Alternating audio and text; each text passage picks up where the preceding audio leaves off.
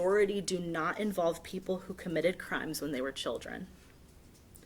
Instead, it appeared that they focused on cases with multiple victims. But this ignores the reality of what both federal and New Hampshire law requires. People who commit crimes when they are children are different, and they must be sentenced differently. Our proposed sentence meets the goals of sentencing in New Hampshire: punishment, rehabilitation, and deterrence. 40 years as just a minimum is a significant sentence of incarceration that encompasses both punishment and deterrence. 40 years is more than double his current age. To earn or even achieve parole, he will have to engage in significant programming and other rehabilitation while at the prison. Even if Eric were to be paroled at that time, he would spend the remainder of his life on supervision. To earn the possibility of release, Eric will have to engage in such programming to, again, even be considered for parole or for 65120. The length of the sentence, 40 years, at a minimum of someone's life regardless of their age, is not small. It is a significant sentence.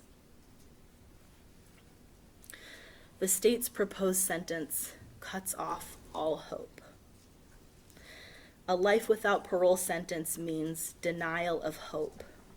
It means that good behavior and character improvement are immaterial.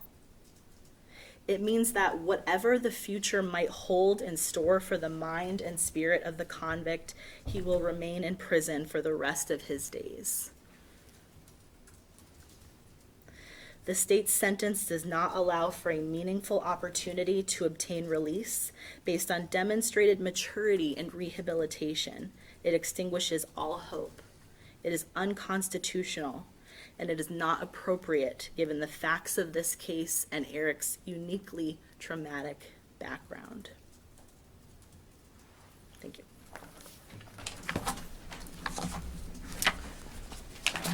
Mr. Paul Gasso, Eric.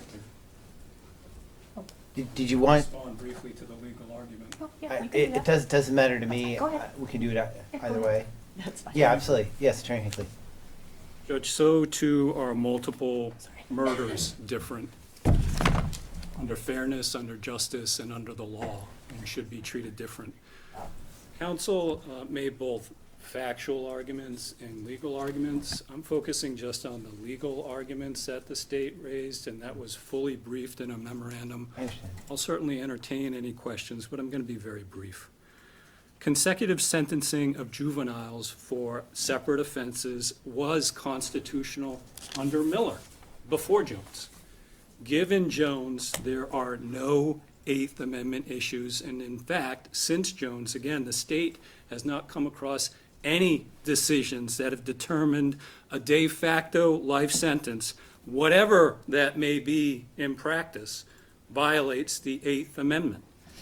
Consecutive sentencing not only is lawful in New Hampshire law dating back centuries, it's also fair and commensurate, certainly not cruel or unusual.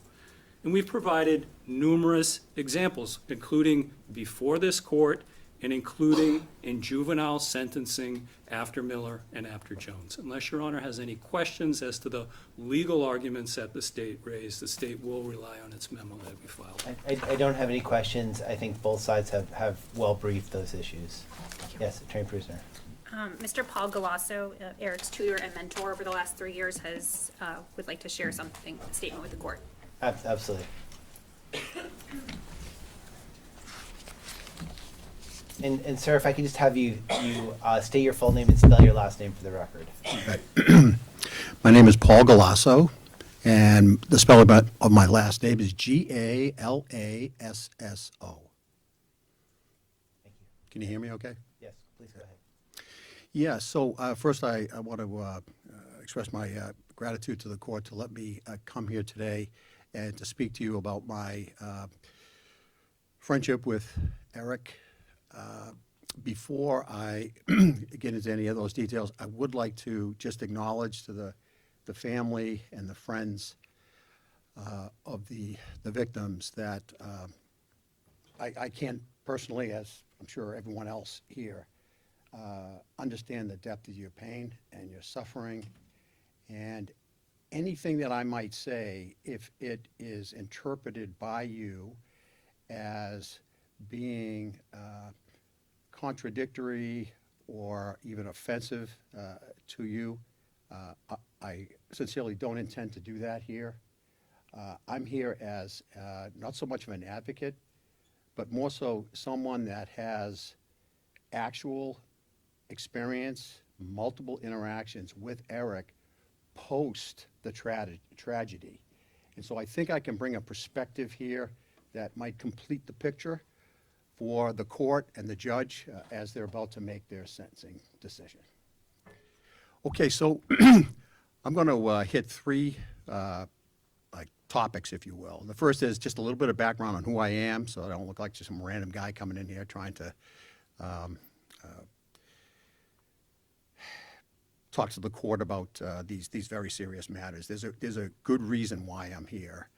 The second is I want to summarize for you the interactions I've had with Eric, how we met, all the way up to the current time as we continue to interact and talk and text and so forth.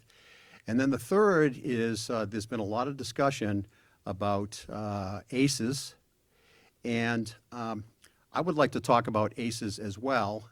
No, I'm not a psychiatrist, a psychologist, but since retiring 12 years ago, I have spent time with Big Brother, Big Sister, where I encountered ACEs.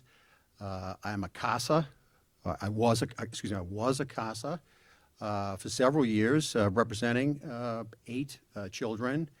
And there was a lot of discussion in the courts at the time when I was representing these children about childhood trauma, abuse and abandonment.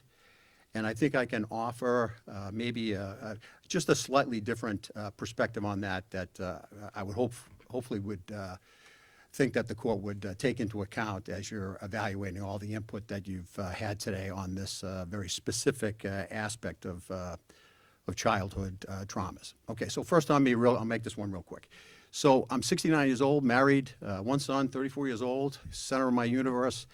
I'm Catholic, retired for 12 years, originally from south side of Boston, North Quincy, Massachusetts, went to Northeastern, chemical engineering degree, and left the area for many years, 34 years, and then when I retired, basically came back home. I retired because I concluded that there's a lot more to life than just working, and the thing that I'm most energized about is spending time with youth. And so as a result of that, I went after it with a lot of enthusiasm. I've been coaching ice hockey. I already mentioned Big Brothers Big Sisters and CASA. But I met Eric as a volunteer tutor at the Sununu Youth Development Center 2 years ago. And I also do homeless outreach, and in particular to the youth that are homeless and on the streets in downtown Manchester. I have seen the outcome of these childhood traumas across many of these interactions with people, so I'm very familiar.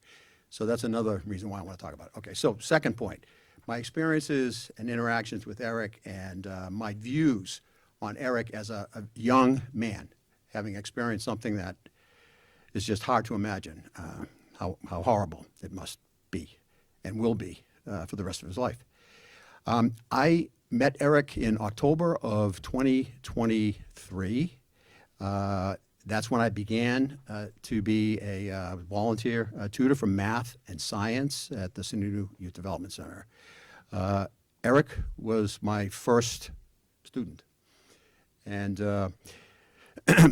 as a matter of policy there, volunteers like me are not told what the students or the residents at the Youth Development Center did, which I think is a really smart thing to do. So I come in with a clean slate. They're all kids. Yeah, they've had some troubles. I don't know what those are. I don't know what they contributed to, but they're all children of God, and that's where I start. In my 2 years of interacting with Eric, just under 1 year I spent with him at the YDC when he was transferred in July of 24 to the Merrimack County Jail. I continued interacting with him, visiting him twice monthly as is allowed. He and I text very often. We talk on the phone occasionally. I have the impression that I may be one of a few, if the only one, other than his lawyers, of course, that are really in his life right now. And so this is my take. I think I know this guy. I know the Eric right now. He's polite. Always a please and a thank you. Only, in his words, only if you would want to do this for me. When I attended the hearing where he pled guilty, he didn't know that I knew about his crime. Yeah, I learned about it when he got transferred. So I've known it for a year, but I've never discussed it with him. That night I got a text, and this is pretty much verbatim, but I didn't memorize it. He said, "Paul, I'd understand if you don't want to see me anymore. I did something really bad, and I'm sorry." He didn't have to do that. During my experience with him at Sununu, there were occasions when some of the other students would be acting up. And Eric would turn and say something to try to get things back in control. After having dozens of students there, he's one of the top 2 or 3 students. And I'm not saying based upon academic capability, but based upon his willingness to listen, to try to learn, to inquire. He would ask questions. We did math together. We did science together. We did OSHA training together. We did graphic arts together. And we're still doing art together right now as he's in prison. His teacher of 2 years is here with me today, and she said it would be okay if I told the court that she felt safe when Eric was in her room.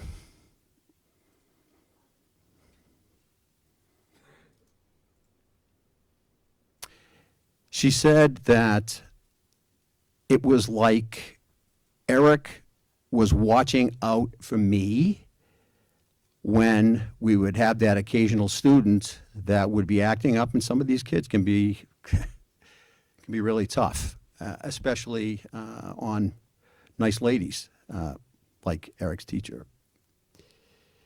Back to the prison situation. Eric and I, as we're talking twice now in the year that I've been interacting with him while he's in the jail, asked me to contact his mom because he's worried about her. She's not answering his phone calls. And so I texted her and asked her if I could call her. She said, okay. I called her. It was tough getting a hold of her, and I'm not judging her situation right now at all. The point I'm trying to make is that Eric cares about his mother.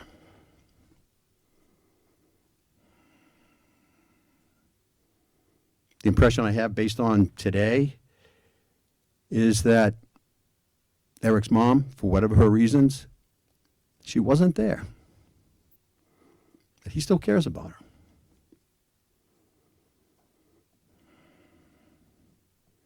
So Eric still has feelings. Eric still expresses care. He expresses gratitude toward me way beyond what I deserve based upon what I do for this guy, which is not much.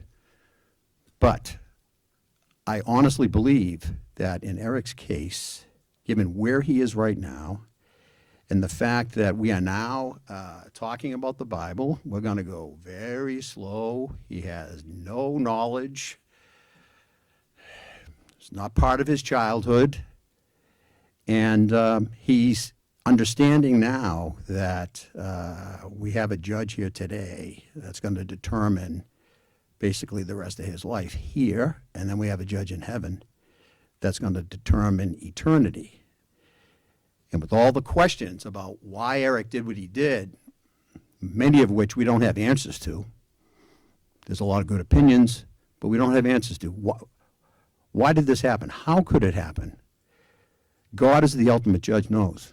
And I told Eric he should have peace in knowing that, because I know that he is suffering, and I know that he has very, very deep sadness and remorse for what has happened.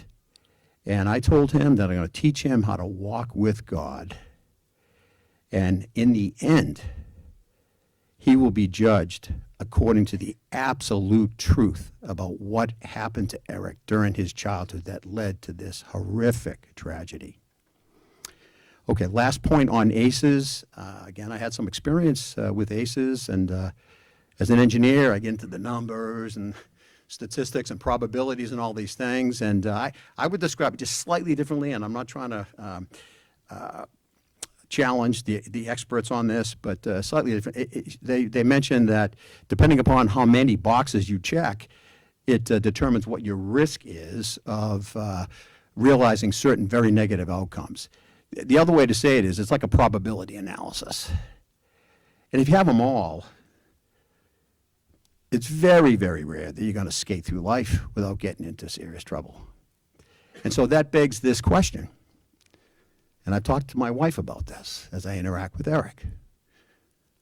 If you or I experienced Eric's childhood, where would we be? And we both agree, we wouldn't be where we are in the present day. The other question would be, if Eric didn't experience those things, I'd be willing to bet that Eric wouldn't be here today either.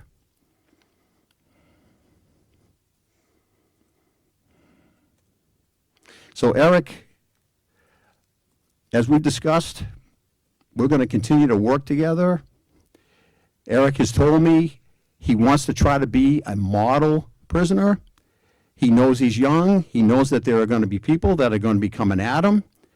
And I said, I'm going to help you now. I'm not your tutor anymore, but yeah, I'm your Christian tutor, and I will be a tutor for you as long as I can be.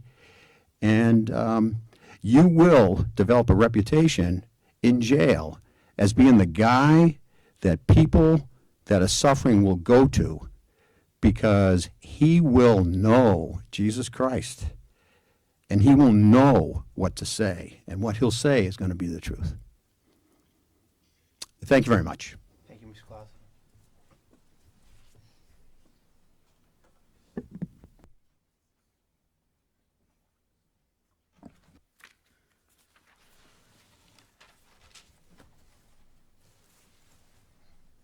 The details of what happened on August 2nd, 2022 are obfuscated by Eric's impairments, by his very damaged brain. He doesn't know what happened. He may never know. And his lack of memory is a symptom of that broken brain. His memory has fractured in an attempt to protect him from his own actions. And those impairments are the product of circumstances he could not escape. They're making him incapable of processing and explaining his actions. And it's taken a long time for Eric to come to terms with the evidence in this case. He understands that the evidence all shows he committed these horrible crimes. He knows, he understands that. And he did not want to put his remaining family through the heartrending pain of a trial. He wanted to take responsibility and plead guilty. Eric, generally, he doesn't show his emotions on his face. And I'm sure you've seen him sit here today. You may or may not have noticed that under the table he was fidgeting with his cups and he was vibrating his leg. That's where some of that anxiety comes out, but it doesn't show on his face. And for the past 3 years, he's been in institutions where, quite frankly, it is not safe for him to show any kind of vulnerability. It's not safe for him to show emotion. It's not safe for him to process grief or sorrow. But he does have emotions. He has strong emotions. It's been incredibly difficult for him to sit here today and listen to all of this. When we've gone over to speak with him, he's having a very hard time, no matter what he looks like on the outside. And in discussing whether he was going to speak today, he repeatedly told us, it's going to take all I have just to sit down in that chair, and I don't think I can get back up again. It's not that he doesn't want to say something, it's that even after 3 years, he can't find the words. And part of that is because he is still only 19 years old, and he still has not processed the depth, the pain, the grief, the reality of what he has done. And he can't find the words.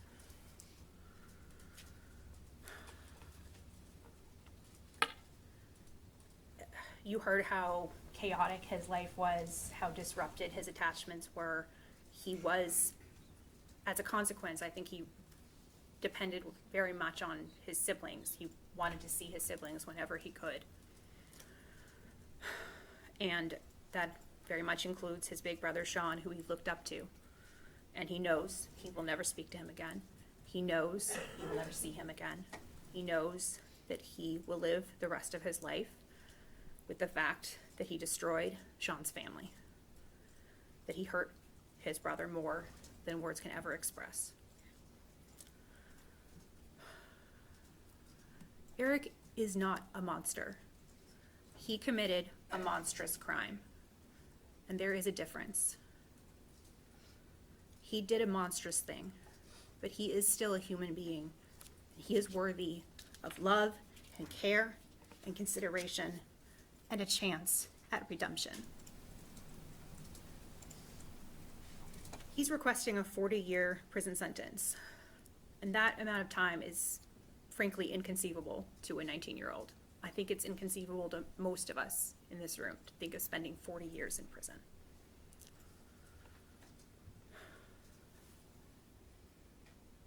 He really has grown and changed in the last 3 years. I remember seeing him in the hospital in August of 2022. He was very much blank at the time. Then we moved over to SYSC, where often he was very distracted. Anytime someone walked by, he would want to wave or say, "Can we be done now?" Anytime we tried to talk about the crimes, he couldn't focus on it. He wanted to get out of that room. And interestingly, during that time, he seemed to develop really a remarkable amount of trust in the staff there. He was the only child who was allowed to work in the school store. He did not engage in fights. They would constantly tell us when we visited, staff would say that he was respectful, that he was thoughtful, that they could depend on him to give them advice about who should we place together in units. And this has continued when he went to the jail. Every time we visit, someone says, "Oh yeah, Sweeney, he's a good kid." And that's not common for me to hear. And I visit a lot of jails. And another really unique thing is the fact that he has continued relationships with people from SYSC. And Eric has reached out to continue those relationships. He wants to have relationships with people. And you heard from Paul, who visits him twice a month. And that's extraordinary on Paul's part. But I think it also has to do with him seeing something in Eric and wanting to continue that relationship. He has another person from SYSC who's here today who also visits him at the jail. I've never seen that before.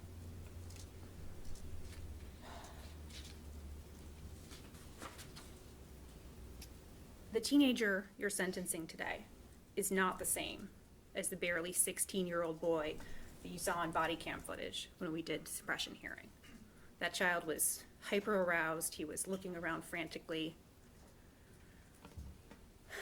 Physically, he was smaller. He's grown physically, He's grown emotionally. He has matured. With the consistency and the routine of incarceration, he has, strangely, begun to repair himself. We can see from that that he is capable of change.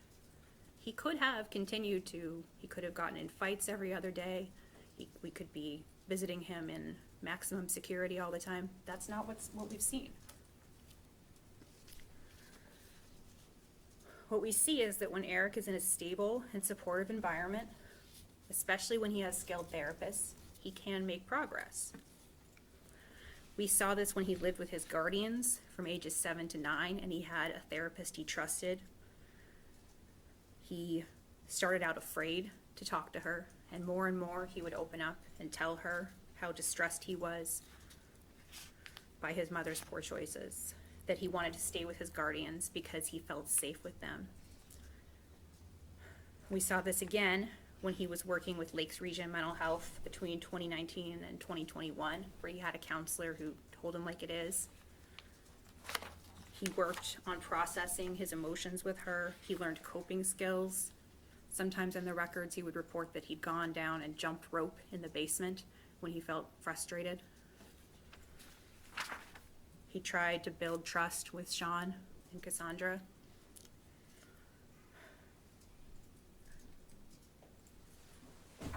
And then, as I've said, we see during his time in detention that he is able to grow.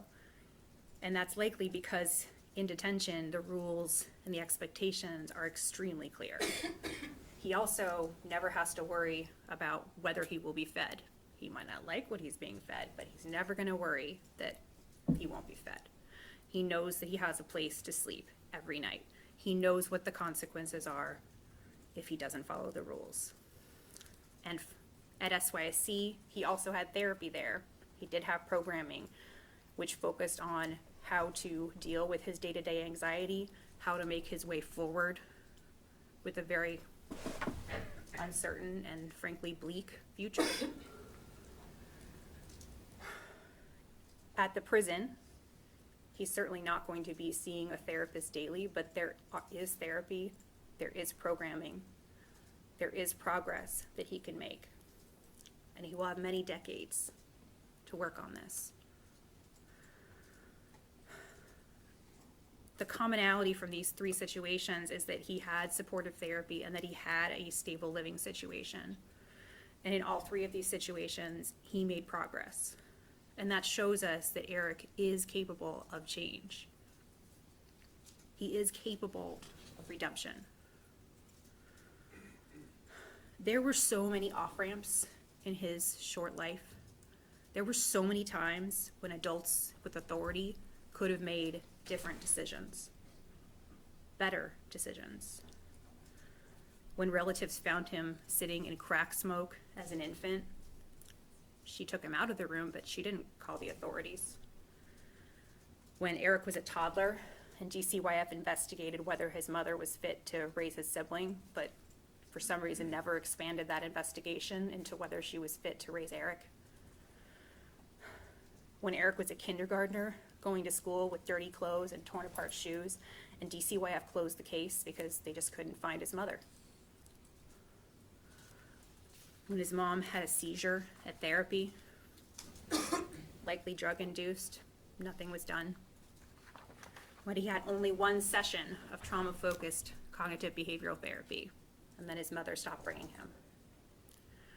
When the family moved to Florida to escape DCYF, and DCYF never reached out to Florida to check on him. When Sean asked the family court to intervene, and it declined. These were all times when adults could have made different choices. We're not asking you to forget what Eric did. We're not asking you to forgive what he did. We're not asking you to condone his actions.